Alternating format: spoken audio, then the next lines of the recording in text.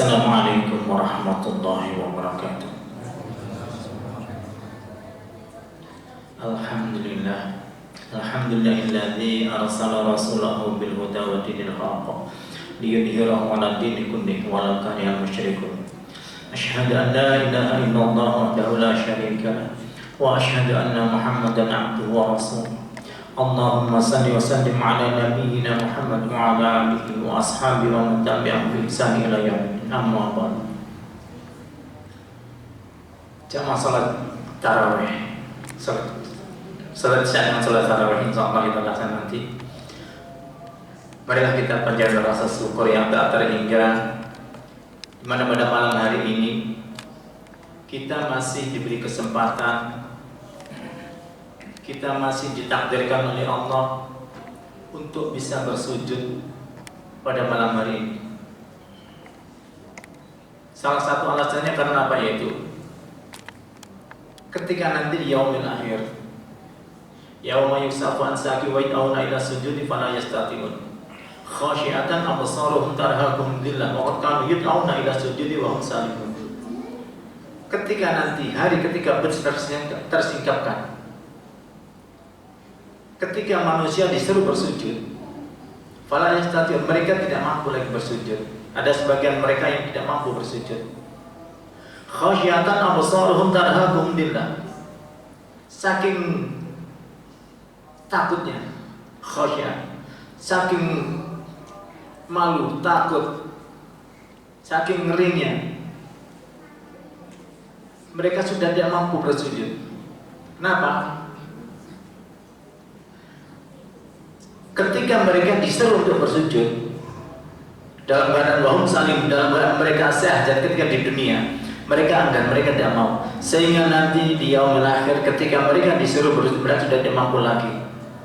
Maka dari itu mari kita sungguh-sungguh bersyukur malam hari ini kita masih bisa bersujud kepada Allah SWT, dan kita masih bisa membuktikan bahwa kita ini termasuk golongan orang-orang yang beriman. Siang tadi kita membuktikan dengan merasakan lapar dan haus, dan panggilan puasa juga diawali dengan ya ayyuhalladzina amanu. Pada malam hari ini kita bisa bersyukur kepada Allah SWT sebagai bentuk, sebagai bukti bahwa kita yang termasuk orang-orang yang beriman. Keimanan yang kita punya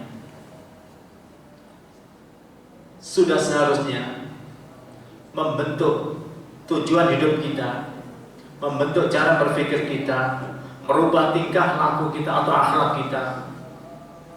Karena iman yang kita punya seharusnya sangat berpengaruh besar terhadap diri kita semua. Kita yakin dengan adanya Allah SWT, yakin dengan adanya yaumul akhir, maka yang pertama tujuan hidup kita adalah wa ma khalaqtul jinna wal insa illa liya'budun. Tidaklah diciptakan manusia, jin dan manusia kecuali untuk beribadah.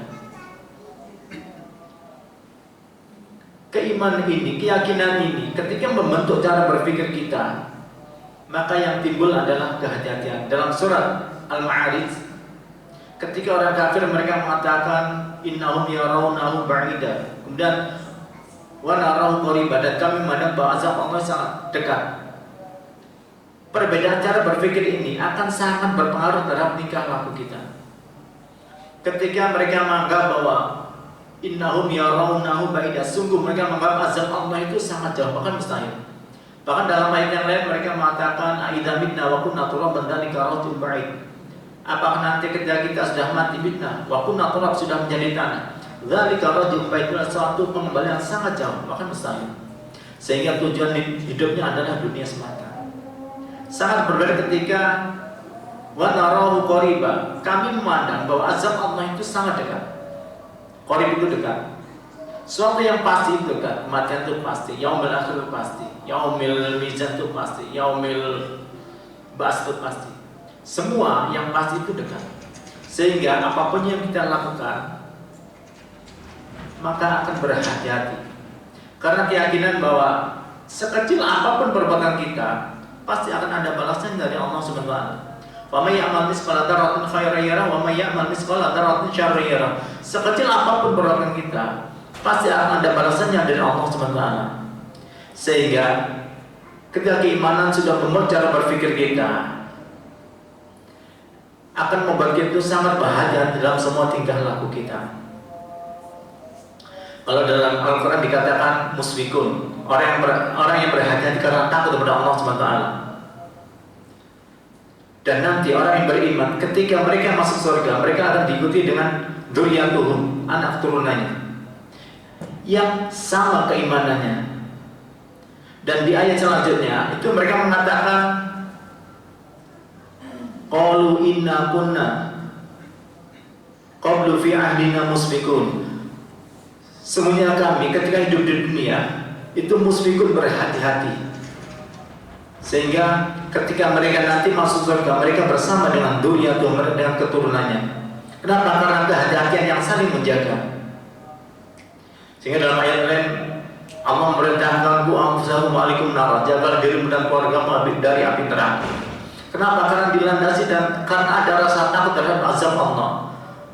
Rasa takut terhadap balasan Allah ketika kita berbuat maksiat terhadap Allah SWT. Maka keimanan ketika sudah menjadi landasan, mulai dari tingkah laku, cara berpikir, yang timbul adalah kehati-hatian. Dan dalam hadis Nabi Muhammad SAW beliau pernah bersabda, la yazni zani hina yazni wa huwa mu'min, la yasriku sariq hina yasriku wa huwa mu'min, la yasrabu khamr hina yasrabu wa huwa mu'min. Tidak bernia seorang pezina ketika darinya ada keimanan, dan dia tidak akan mencuri, sarik. Seorang pencuri, sarik, ketika darinya ada keimanan, dan tidak akan minum khamr, seorang peminum khamr ketika darinya ada keimanan. Sehingga ketika keimanan sudah menjadi bagian dalam diri kita, karena adalah anugerah Allah yang sangat besar, nikmat Allah yang sangat besar, akan merubah semua tingkah laku kita, akhlak kita. Dan keimanan ini marilah kita jaga dengan berusaha menjaga sholat kita, berusaha dengan berzikir kepada Allah, memulai suatu dan doa. Adalah cara-cara menjaga keimanan kita. Semoga apa yang saya sampaikan ini ada guna dan manfaatnya bagi kita semua. Aqulu qawli hadza fastaghfiru wa lakum innahu huwal ghafurur rahim. Assalamualaikum warahmatullahi wabarakatuh. As-salatu jami'ah.